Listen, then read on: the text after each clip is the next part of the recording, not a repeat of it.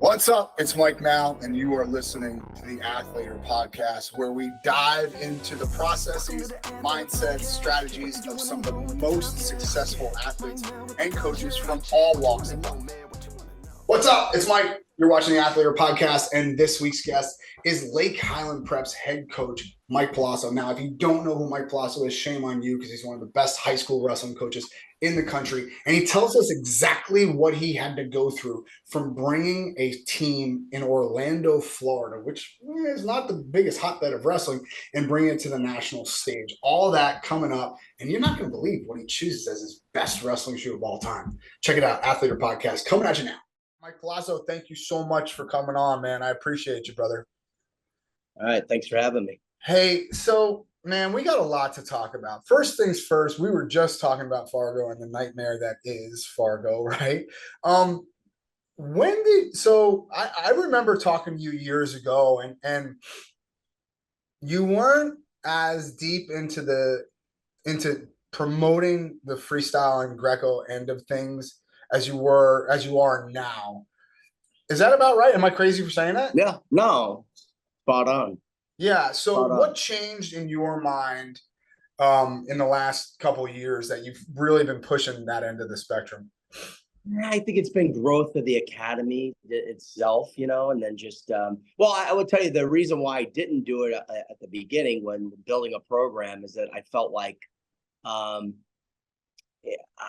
needed to do something different as far as what everybody else was doing. So when I very first started, the program at Lake Highland Prep, or when I took it over, there was people were involved in, there was USA Wrestling movement in Florida, whatever it be. And I didn't necessarily see it as like the say all and what I needed to do as far as building or starting a program. Right. So we hung our hat on being folk stylers all year long, right? Mm-hmm. And people would always ask me, how come, you guys don't know freestyle? You're never gonna know, you're never gonna be good. But I started encouraging the guys, if you had that type of mentality, then during the season and throughout all the other months of the year, how many times are you going to get a chance to beat a kid who's a Fargo All-American or a Fargo National Champion? So if you beat them on that day, what is the difference whether you beat them at Fargo or not, right? Mm. So we started out with mentality of like trying to get our guys to understand that if you met that kid at Super 32 and you beat them, well, then, doesn't that kind of validate where you're at, right?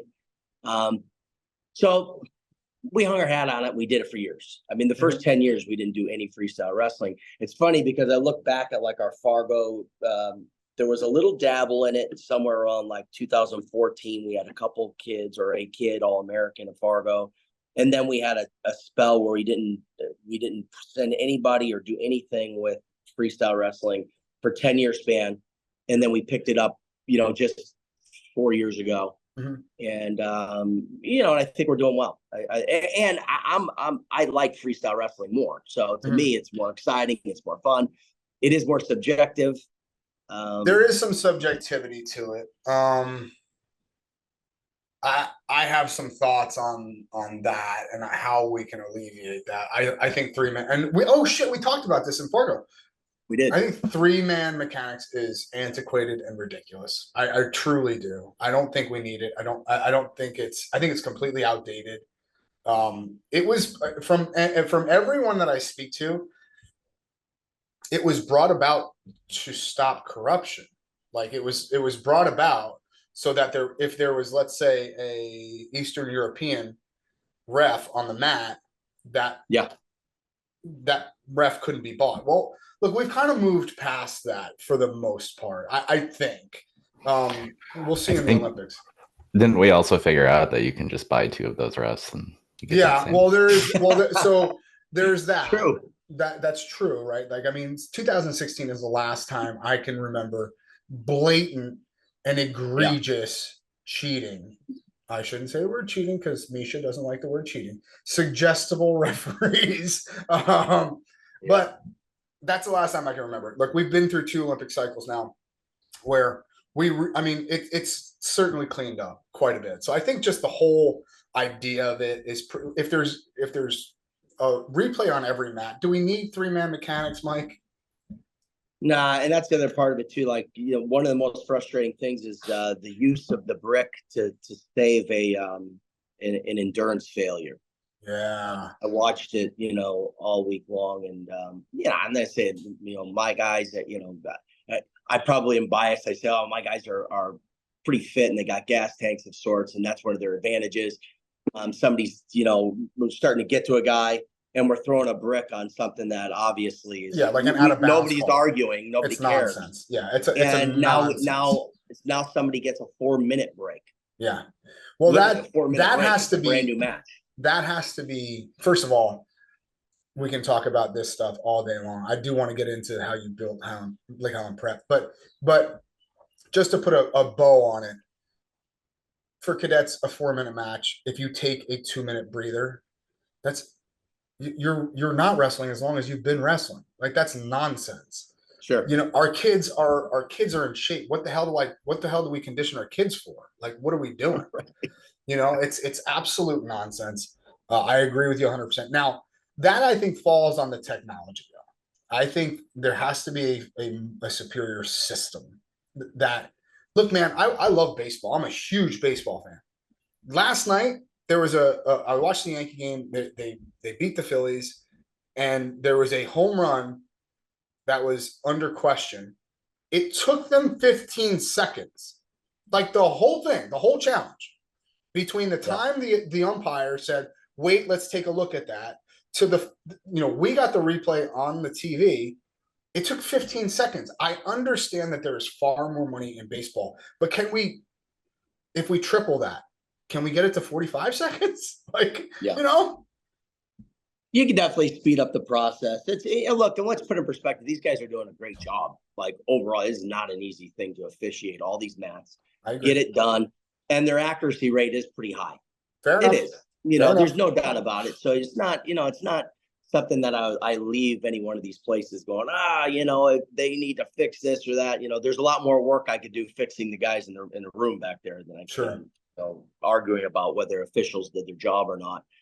But it is true to me, if you took a freestyle matches, you took 2 high-level guys, you wrestle them in 10 matches on freestyle, you could get, it could go 5-5. Yeah. You do the same exact thing with the folk style matches. You wrestle them 10 times, and it's probably going to be 9-1. And even though every one of the matches was a 1-point match, the better guy seems to figure it out, nips him in the end, and wins the match. So I'm probably biased in that way on the folk style side of things, but I'm still, the dynamics of it, the way that you have to keep your composure in freestyle matches, the way that you have to hold position. Yes. They work hand in hand, and really, honestly, I'm super happy with what we're doing and how we've, evolved, and we're doing it full blown now. Okay, let's switch gears to folk style for a second. Okay. An athlete came to me this morning. I literally had a private lesson at 7 a.m.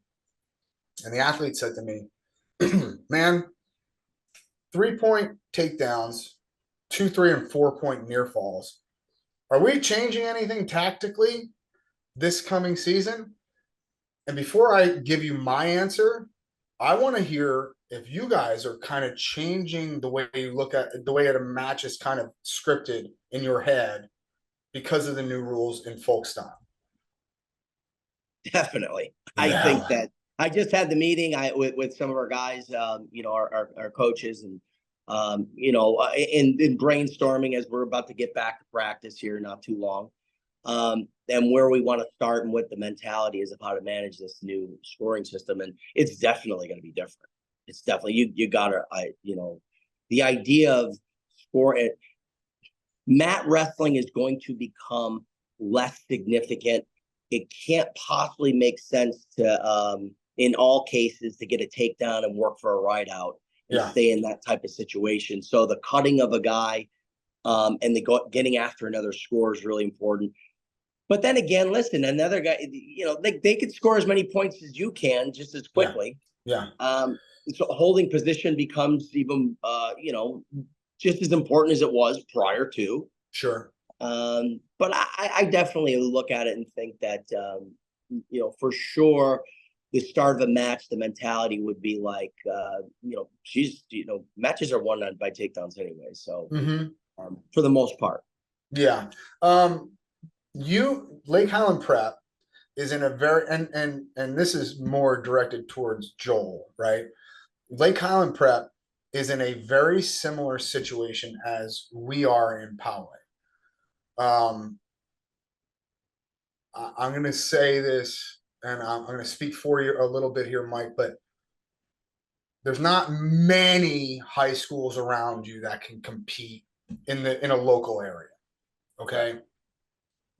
So the rule in our wrestling room, if we're at a local tournament, we're not at Doc B, we're not at the state tournament. The rule is you need 3 takedowns in the first period. Period. The end. I don't care what you need 3 takedowns in this before you start working on top. I don't think that's going to change for us. I can't see that wanting to change for us. Maybe it's 2 and a near fall, but the rule right now is you got to get 3 takedowns in the first. I know you guys have a similar situation in that you don't wrestle too many high level competition in the very first part of the season. Now look, the Florida State tournament is pretty good, right? Like it's not like it's not like a Massachusetts or whatever, but when it comes to that stuff, when you're getting your guys into the season, is there going to be more of an emphasis on neutral wrestling or about the same? Well, I mean, first of all, we don't wrestle very much local at all. We used to, but we don't, right? So I think we'll be on an airplane 7 times this next season. Really? Yeah. And since we moved into prep, there's not too many when did you guys make that move? I'm sorry, Mike. When did you guys make that move? That happened this will be our 4th season in prep. Oh, okay. I didn't know that. So you guys are full prep now. Okay. Yeah, full prep. So we've done there's another crew that's staying local, that's competing, locally more often. Those standards are being held to that group of guys very often.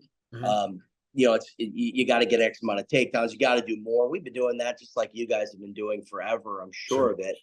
To kind of handicap matches so the kids can get further ahead or accelerate their growth, even though the competition might be a little bit lesser. And the truth is, you can get better if you do things like you just said, right? If you hustle. got to get 3 takedowns, right? You got to hustle. Get more hustle on. There's an expectation. It's not the easiest thing in the world. You can't just pin a kid in 30 seconds. We won't allow it unless it's there are extenuating circumstances. Sure, right. No, but for the most part. But yeah, the development of the kids, so moving forward, our schedule is crazy because we'll start with like maybe the preseason's tough because we'll end up at Super 32 at Journeyman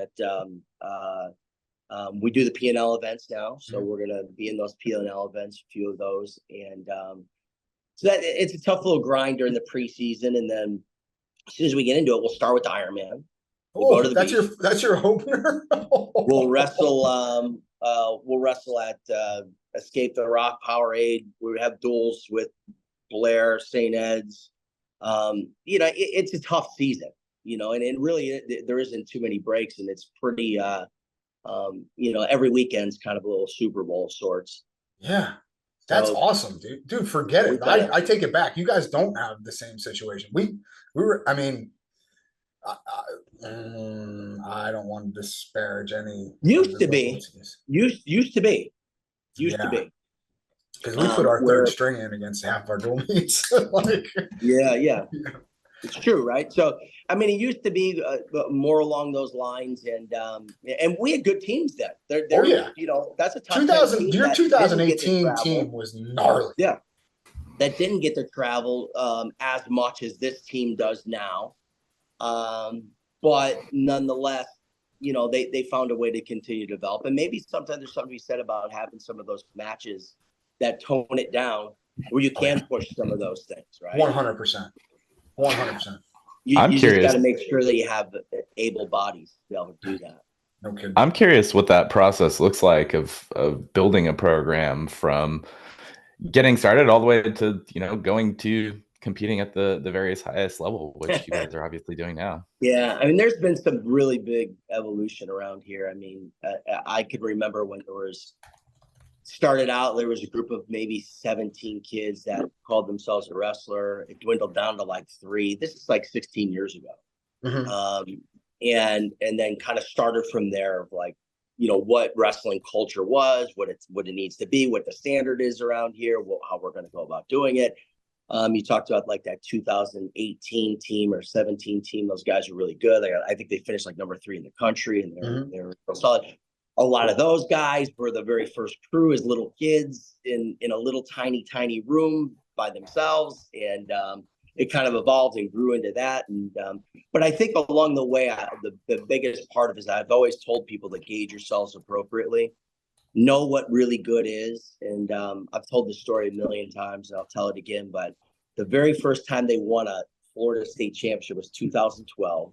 It was relatively soon, after putting it together and starting. So it was a special day. There's no doubt about it, because this was a small crew of kids that actually, did this, and then probably against a lot of odds. Yeah. But I had reminded that crew on that day, that night, and said, hey, listen, guys, I'm real proud of you, but just so you know, there's a whole nother world of wrestling out there. And I did one of these things, like, you're still here, and there's this thing called like Blair Academy and St. Ed's, Ohio, and they're all the way up here, okay? And quite frankly, I'm not so sure we can win a match, right? And the next day I heard a lot, of like chatter from like maybe some parents who just didn't get that conversation. They were like, why would you say that to them? That really hurt people's feelings. They did so well. And look, I was a guy who was crying, when they won. Like I actually was choked up. But I didn't forget what I started doing. I knew how good these other teams were. I had a good gauge of like what real high level, high school wrestling was. And this just wasn't it. So I had to make sure everybody understood that this is where we're at, but this is where we're going to go. And along that's the way, adorable. You and your state title. Oh, you. Yeah, right. And you kind of just take it away from them. But along the way, that standard held true all the way down to where you had a state championship where there was 11 kids in the state finals. That they broke every scoring record that was ever made here in a state tournament. I think they scored 343 points in a state tournament in a 16-man bracket. That's a lot of points. In a 16-man bracket. That is a lot of points. A lot of points, right? So to have 11 guys in the state finals and 9 state champions all won, regardless of state class, whatever. I don't care what it is. It's a lot. And so the standard kept on getting higher. Along the way, we did things like brought guys up 2 weight classes from the regular season. So what a kid wrestled at Super 32 and maybe he won Super 32 at, a certain weight classes. Well, he wrestled the state tournament 2 weight classes up at the end of the year to make it more challenging for everybody to expand it and put more on their plate. So to make it tougher. Anything we could do to make it a little bit harder when we were in state. But now, look, it's just the reverse of that, because it's so hard everywhere you go. Yeah. And, everywhere you go, like you guys, everywhere we go, it's tough. It's brutal. But here's the thing though, Mike, I can't commend you enough for having that type of vision in a place that typically did not, right? Like before Mike Palazzo and Lake Highland Prep, what was Florida wrestling known for? Hey, don't answer that, Mike. Joel, did you know anything at all about Florida wrestling? Don't they play football in Florida? Yeah, there's a lot of football, but they also had Kozar, right? And he hung his hat on winning about 3 decades worth of dual meets against teams in the area. And that's great and good for him. And if that's where you want to hang your hat, that's fine. And I'm not disparaging anything that the guy did, because he was a mentor to me early in my career. But those kids, a lot of them were ill-equipped for the next level. Okay. And I don't think that there's any arguing that. I mean, it's hard to look at the data that's involved and not see that a lot of those kids were ill-equipped. So what in your brain made you adhere to, no, this is not the end all be all. Winning a Florida State title is not the end all be all. You're going to have to look past this. Yeah. Well, first, when it comes to Brandon and Kozar, there's no doubt that was like, when I first started, if you looked around, you go, all right, what's Brandon doing? And at the time, look, maybe he had all those years and they went through that whole thing. They just dominated, Florida and the South or whatever it might have been. But there was some years on the national level where they can compete. There's no question. I think they were a top, I think they did a couple years in a row where they were a top 5 team. Okay. I was going to say top 10, but that's fair. They had multiple kids win a Fargo title in one year, high school. So there was a group there that right when I came, that's what I saw. Mm-hmm. Right when I was starting to get ready. So I kind of watched what they did just from a standpoint of, and again, I probably discounted anything that was being accomplished Florida necessarily, maybe to a certain extent, but looking at it on a national level, man, they were doing some stuff, right? Sure. And I just think that culturally, there was things that I watched Brandon do that I didn't even necessarily adopt, but I would say that they were definitely markers of success. They would send their crew to Fargo, but every single one of those kids would double up, wrestle both weight classes, and nobody was allowed to go up a weight. Right. But I would watch this culture happen where kids were regularly jumping, from, freestyle to Greco and jumping up a weight class, whatever. Sure. Kozar wasn't allowing that stuff to happen. He was saying, hey, listen, you'll be in the right weight class, the right time. There's no sense. It doesn't matter what the division or what the style is. Mm-hmm. You'll do that type of grind. I think from just a positioning standpoint, a technical standpoint, the branding guys could hold position and wrestle. Oh yeah, pretty high level for that period of time that I watched it. So I got a lot out of it. And there was a time right when I started where our guys were, my handful of kids, 3-4 guys, were driving an hour and 15 minutes to go, work out over at Brandon. So I would say that Kozar's been a pretty decent, role model for me, just in general, and what he did in Florida. Now, did I think, yes, there's room to ramp it up? Absolutely. Yeah. There's no doubt about it. Like, if I thought about seasons, how you going to, continue to keep yourself in the mix? Why can't you get here and get there? A lot of it, sometimes it becomes resources. A lot of people say, well, Lake Highland Prep's got a lot of resources. Well, Lake Highland Prep has to, like any other program, college program, whatever it might be, it's gotta make the resources, it's gotta create the resources. Somebody's got to be a driving force behind this is important to us, right? Yeah. And this is changing lives. There's kids that have gone through the program now that don't have a name on the wall, but their life completely changed by being a part of this. There's no doubt about it. Kids who were pretty darn good wrestlers found themselves part of college programs that helped, advance their life in so many different ways and became integral parts of those programs just as well. It's not an elitist program here, and I think that might be one of the. What do you mean by that? What do you mean by that? Well, even though I'm trying to be the best team in the country, and those are the goals, and you want to, you're pushing it, and you're showing up everywhere, and you're willing to wrestle anybody and put it all out there for the sake of becoming better. It's not like a kid can't be a 9th grader and say, hey, I want to try out. I want to go be on the wrestling team. And says, well, you don't want to be on that wrestling team. They're a top 10 team in the country. Like there's no place for you there. And I would say, no, there's a place for you. There's a lot of things you can learn and become. Like, I don't know if you'll get a name on the wall or break a lineup or any of the above, but I know that this program will be conducive. If you want to do the work, I think that there's all types of things that will happen to you as a human being. And let's put in perspective, whether you got a big box of medals, a little box of medals, in the end, we all kind of get paid the same if you did all the work. Yeah, no doubt about it. Right. So and when I say that not an elitist program, well, I still have time a day for that guy, that kid, that that particular situation if somebody wants to do some work and be a part of something. That's not typical, Mike. You know that, right? It's yeah, because what's happening now is you're kind of watching it and you'll see it a little bit like, why is that guy in here? You can't drill with my kid, and my kid's going to get worse because that guy's here, right? I don't allow those mentalities to happen. I'm aware of the fact that we need to make sure our guys, but the reality is, like, I think the humility part of what they would learn by allowing this and adjusting their brains to be accommodating to everyone and understand the biggest picture in our sport is definitely, a lot more grease in the wheels for success than saying, hey, we're so serious here. Nobody come in here because unless you want to be a national champion, there's no business for you here. I see a lot of that, Mike. I'm not saying we deal with it that way, but we might deal with it that way.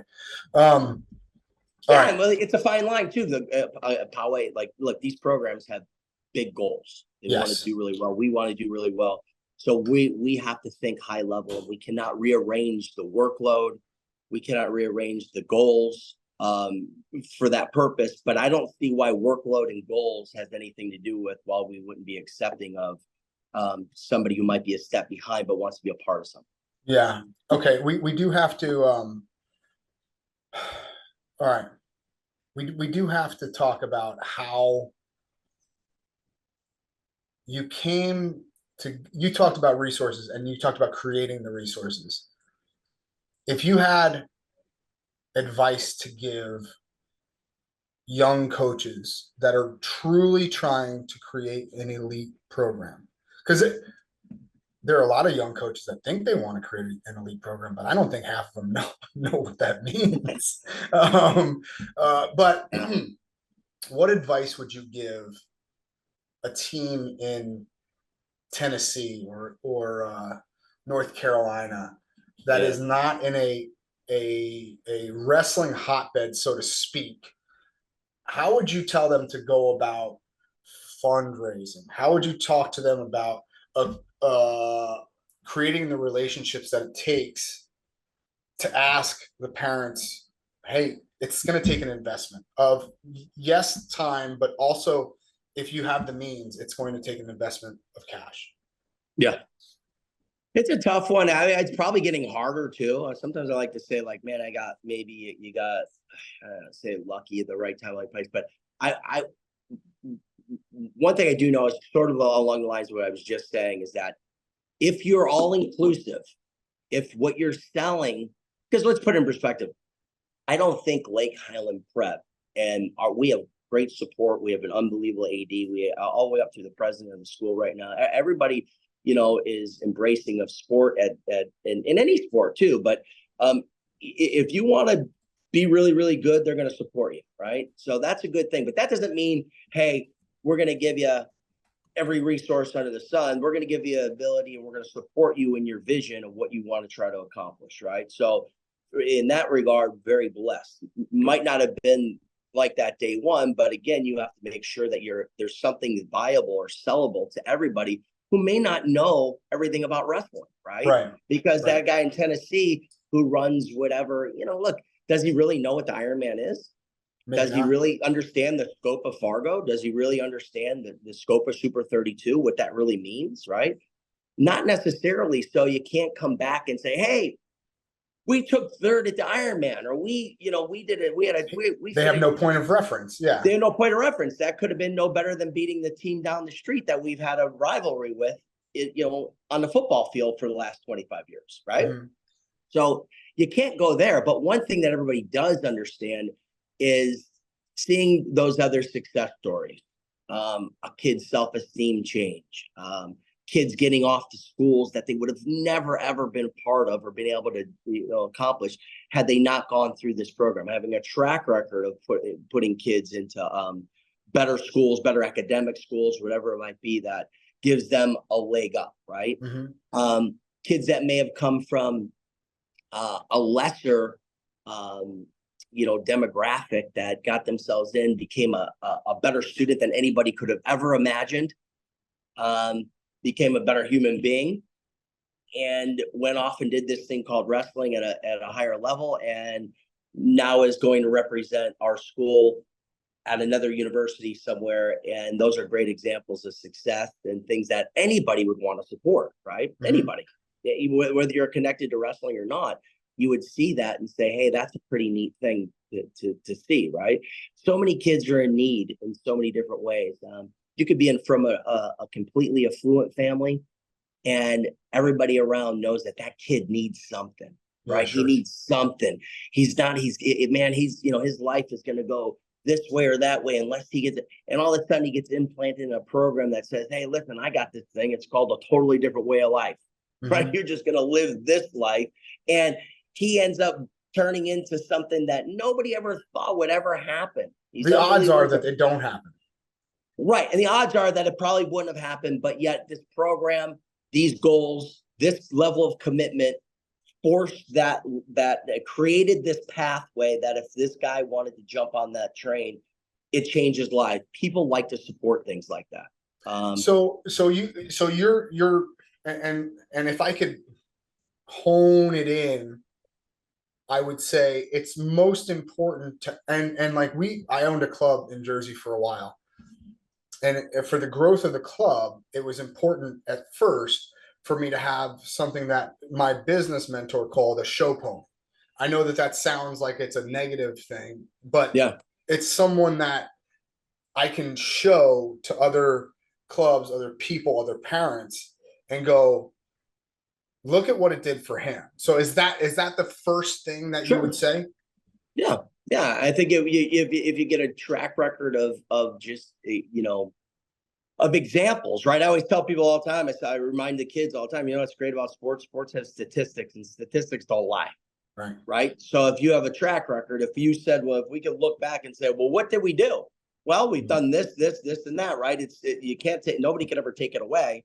Right. It's not the pinnacle because there's still so many. It's sort of like being in a weight room and being like, hey, I just picked up 10 pounds. I know, but there's 15 over there. There's a 20 over there. And it goes all the way up to in the hundreds. Yeah. Right. So it's never really, it never really ends. But the reality is that you could look back and say, hey, so there's a track record now where we can say, hey, this does work.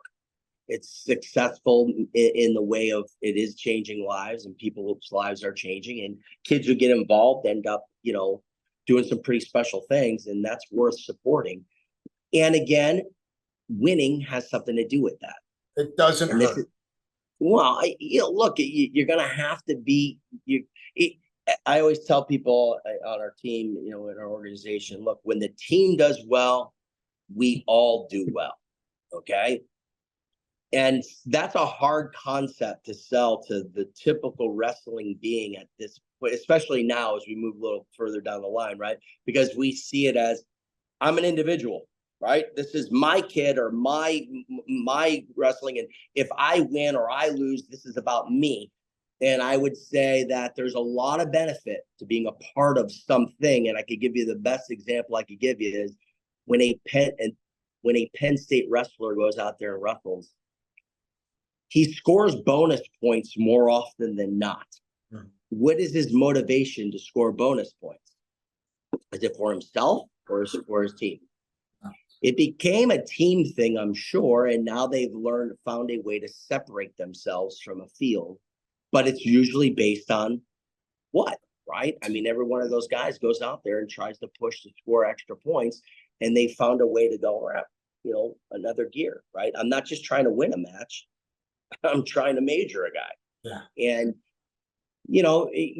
so one of the points would be if we could keep everybody on track of like caring about how successful the team is. So I have a duty for the team to do really well. If the team does really well, it trickles down and everybody starts to get affected by that. And everybody, starts to rise another level.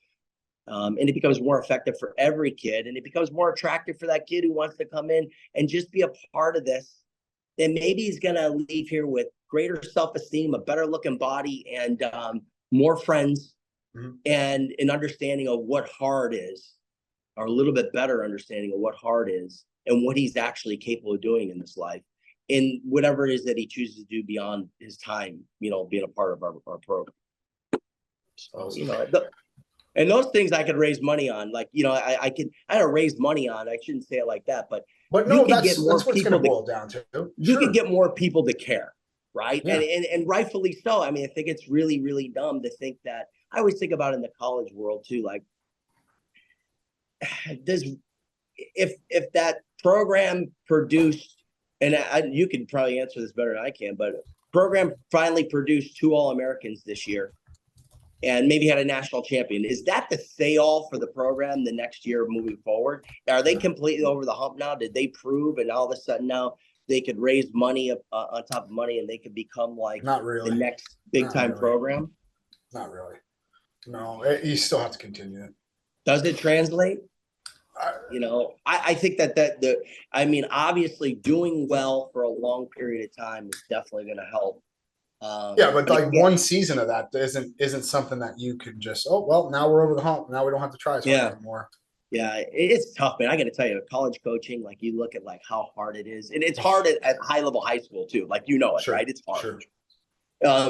But then you go like these guys that are trying to like be top 20 programs in these type of situations, man. It's like it's so hard. It's so hard. Yeah. We have a friend that is a high level coach, and he just raised his first $1 million, and like, great, now you just got to do it again. Great, now all you got to do is do it again and again and again and again. It's hard. Just got to do it again. No problem. It's and it never ending really. And it's, it's hard. It's hard. And remember how competitive it's getting. Kids are becoming better and better wrestlers, No doubt. It's evolving for sure. But it's exciting to be a part of, and there's no doubt about it. I'm more excited now than I've been in just from the start. I agree. Pretty neat. You talked about when you won your first state title and you talked to your kids and you said, hey, like, we're here, but we still need to get up here. Like, there's a whole nother level. And I imagine from a financial standpoint, to be able to take your team from here to competing here, like you said, you're going to be on a plane, I think 6-7 times this year. I have to imagine that that's a whole different level of fundraising from when you were first just winning state titles. What does that process look like of, taking, okay, we're here, but now we have to get to here, and, maybe walk us through what that process looked like for you? I think a lot of it is relationships. I mean, it was hard. I remember being somewhat oblivious to a lot of it and going into an AD and saying, hey, this is what I want to do next year. I'm going to go here. We're going to go there. We're going to do this. We're going to do that. Right. And he's like, you'd have to like pay for that. Right. And I'm like, all right. Well, and then my first instinct was that, we would just charge people like we do, so if I took a crew to Super 32, there would be a fee, and and this is how we pull this off, right? And I was quickly reminded that you cannot do that really in school settings like that, right? Everybody has to be able to participate. You can't have a sport on campus that says, well, if you want to participate in this one, you got to have an extra X amount of dollars, right? So it's got to be feasible or affordable for every student campus. So how do you do it? Well, there has to be a separate fund where a general fund where you would have to put enough dollars into that pot to be able to support this. And that's the only way that you could do that. Right. And I remember just really, truly still being oblivious and standing up and going, okay, I'll make sure that happens. And just walked out the door with no real thought of how I would start pulling that off. But you know what?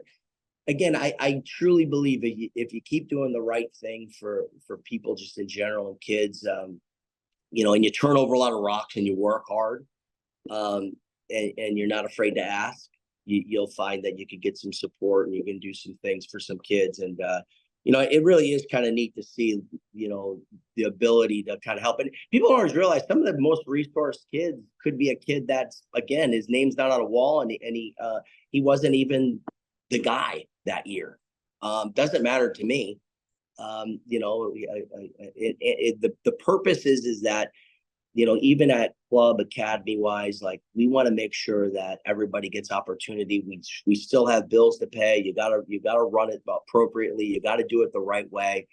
There's got to be a value in to everybody in what you're doing. You can't just devalue it and start giving things to everyone and create a complete total 100% charity case. It's got to be run like a business. But when it's all said and done, if somebody wants to do the work and they're of need, we're going to probably, work as hard as we can to make sure that person gets opportunity. Do you think, do you find yourself coming up with, so here's where I struggle. Here's where I struggle, Mike. I get an idea for fundraising and I start going down the rabbit hole that is creating it. I don't know. Let's call it a golf outing. I don't know. Let's just, for the sake of argument, call it a golf outing. And then I'll be 60 hours deep into planning this thing, going, this isn't worth 60 hours that I've already spent on it. And it's certainly not going to be worth the 245 hours left to actually get the rubber to the road. Are there ways that you found that you get the most bang for your buck in terms of effort versus the actual outcome? Yeah, I think so. I think there's something to be said about, again, like I use the word relationships, but I've been blessed to have some real deal unbelievable families that have gotten involved with us early, still involved with us now, that don't have to do anything, but still do a lot, right? And still see where it came from and kind of understand, like, the evolution of what it is and what it's become. And that's really important. Those things are the grease in the wheels, because from there's another person and another person and another person. So if you get 16 years down the line and you're still on the same message, there's people and help around. So that golf tournament, you said, well, there's been some golf tournaments that we've had, or golf outings, and you're right, it's an unbelievable amount of work and stuff. But what if you had 3 nails, parents that are just all about it, that want to do it, that care enough about it to go ahead and, like, put it together and help. It becomes something that you look at. Manageable. Really, it's manageable. Right. It's not like so daunting. Dang, I got to do everything on this thing. Yeah, I agree with you. Yeah, I think it's also interesting to point out there that, like, making an ass may not always need to be money, right? It's like, hey, can you just help me run this tournament? Sure. And that may be more valuable than the $500 or $1,000 check that they may write there. That's the other part of it too, is so often, like, just trying to get some volunteers to do whatever it is. We don't do a lot of events, and we have some new facilities that are getting built. So, and these new facilities will probably, give us a couple bigger events like each year, which would be a revenue source, right?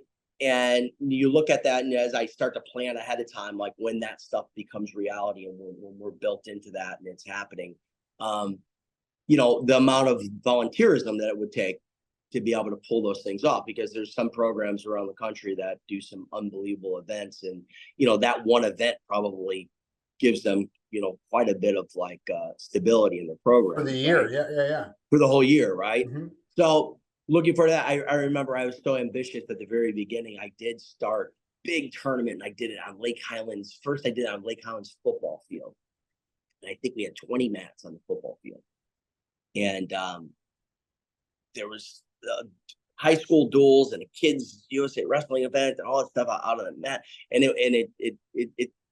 it turned out to be somewhat of a pretty good success. The amount of work that went into it was exhausting. Oh. Yeah, like you did. I mean, I just went, and then but the problem was it was outside, and at the end of the day, it started to become like the mats got dewy and stuff, and it wasn't ideal. So the next year, I get more grandeur, and I say, hey, we're going to do this at Disney. So we had 8 Division I teams. This is probably like in the second or third year that I started doing this, and we were at, like, Disney World, which is a great facility stuff, and it got even bigger. we made no money because it went all to Disney. basically. We lost money. I was so tired, so exhausted, and so going, I'm never doing any tournaments ever again. I will attend them all, but I'm not doing any of them, right? It's a lot. Obviously, this new scenario with new facilities being built kind of around, incorporating and knowing that we're going to do wrestling events there, obviously, and not to the same scale as what I was talking about. Those things are too big and just too dumb. But again, a lot of guys, God bless the guys who run tournaments too. And people don't always understand it. Like sometimes the people about a tournament, like, this is costing so much money, and they're complaining, and they got a lot of things to say about the tournament. But it's a good thing that somebody's making money running a tournament. No shit. Right? It's a good thing. And it's a good thing that somebody wants to be in that business, because I would imagine if he was smart enough and savvy enough to run an event, put something together, that he could do a whole lot of other things in his life too. That's right. He didn't have to make it wrestling, right? That's right. And God bless them for putting together some of the best of the best events, and going through with it and making it all happen for all of us, because we wouldn't be attending some of the really neat stuff. And I'm not a guy who leaves too many tournaments complaining about how it was run, because I'm just kind of blessed to be there. Just no shit. In most part. No doubt about it. God bless Frank Palazzo is what we're saying, folks. Because there you go. The dude, like, is literally on the phone. 24 hours a day. Hey, he's putting it together, like, and again, you would hear some, that guy, God bless him for putting his foot in there and actually making it happen. Because his stuff out, take this guy's stuff out. Who else is gonna? Who's standing in line saying, "Let me run it"? Nobody. Not me. I don't not think me.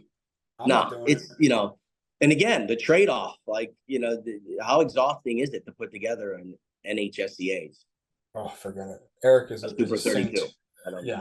Less saints all the journeyman events, right? Yeah. So, anyway, Joel, do we have any more questions for Mike before we get to our quick hits? Sabrina? All right, cool. All right, here we go, Mike. We're gonna hit you some questions. Try your best not to think too hard. Just spit something out. All right, you ready? Best wrestling shoe of all time. What did you say? Best wrestling shoe. Best wrestling shoe, a Colat. Oh, that might be one of our first Colats. Is that our first Colats? I like those. I got a pair and they got might stolen. Be a Gable Ultra Flex too. Those were pretty good. But I like the Colats. Those were great. He's with Johnny DeJulius on Johnny DeJulius and you. All right, very good. You're an esteemed company, even though he's a psychopath and I love him to death. Okay. If you had a magic wand and you could change one thing about the sport of wrestling, what would you change? It would be a push out in folk style wrestling. That is up there on the list. Yeah. That is always up there on the list. It would change so many things for the better. We have data that proves that it is a better situation than what we're dealing with in folk style wrestling right now. I don't understand why we can't just go to it right now. Right now, it's so frustrating watching how the interpretation of what stalling is on the edge. It's impossible. At times, it's impossible. I mean, did he fight back in? Didn't he fight back in? He's getting called for stalling. This guy's getting called for stalling for taking the guy out of bounds. Again, talk about subjectivity. And I feel sorry for any official that's got to try to differentiate what's going on. And everyone's gonna differentiate differently. That's the problem. You want to talk about subjectivity? Well, guess what? They read these rules and it changes from state to state. It changes from region to region. It's nonsense. And I'll take it even a step further, Mike. I don't even want to hear about grounded. I don't even give a shit about grounded. No, if you're out of bounds, it's one. Period. The end. No questions asked. It would force action in the center. I'm telling you, man, it's easy. It's an easy fix. I don't know why we don't just adopt it. Okay. Last question. And this is the tough one. You only get 4 and they got to be American. Who is on your Mount Rushmore of wrestling? It's Gable. It's Schultz. It's Hale. And it's John Smith. Oh, I like it. That's a good list. I probably just aged myself, though. No. If you really think about it, because there's some guys now that, probably have done some things. Yeah, look, JB, but here's the other one. If you look at Dake and you look at, Snyder. Dude, Snyder's on his 3rd Olympic Games next week. Yeah, that's insane. 3rd Olympic Games. By the way, something that never gets talked about, he's never not medaled. He's never not medaled. That's wild. Yeah, there you go. See, so I probably just dated myself. No. And I would apologize to these younger guys who probably, have. What's crazy about wrestling, too? I think it's information, how it's flying so fast. But, kids now, I would rattle off or say those names. Those names. We all kind of know those names. But it's amazing how the younger crew may not know those names as much and how quick their little Rolodex in their head is flipping pages. Yeah. Where, today a hero, tomorrow a zero, because there's another guy that, is pops up. And Ask David Taylor. I don't know if it's good. I think it's probably good for wrestling, though. It keeps it fresh and it keeps it exciting. No doubt. And we have a lot to be proud of. I mean, there's no question about it. My son loves Vito.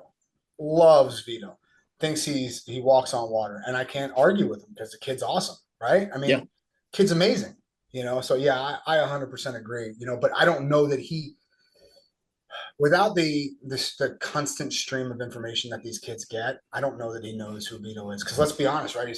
I'm not saying only he's got one more NCAA title, one more world title than I do, but he's only got one. The guys you're talking about, Gable is an absolute legend. Dave Schultz is an absolute legend. John Smith has 6 in a row. Kale, 1 4. I mean, it's putting these guys on all of them on a pedestal is really, really important. I think it's a good thing. Yeah, there's no doubt. And I think that more of these kids who learn a little bit of the history and kind of go back, and I think they are, because they're definitely getting it. It's just, it may be good, maybe bad. I would say that, the technology is helping wrestling a lot, but it's also a little fear of the idea that it's making everybody swirl around each other in that little snow globe. I think we talked about it before. And, I don't know if that hurts the humility of our sport or is helping. I hear you. I think the cost benefit is enough. I think they will truly, because this sport has a way of humbling everyone. And because of that, they will find their humility through the sport, but still self-aggrandize when they can. Yeah, you're right. It's pretty much unavoidable. I mean, it is true. Like this sport, it's gonna give you a slap. Yeah, there's no question. All right, Joel Shaw. Anything else, brother? Anything else before we go? No, I just appreciate you having me on, and I'm sure I'll see you guys soon. Yeah, for sure. We'll talk to you soon. Thank you so much, brother. I appreciate it. Later, Take buddy. care. Bye. Wait. Don't go anywhere. Before you hit that next button, if you enjoyed listening to this episode, do us a huge favor. Click that subscribe button. And if you're so inclined, leave a review and share it. What you want to know, man? Welcome to the show.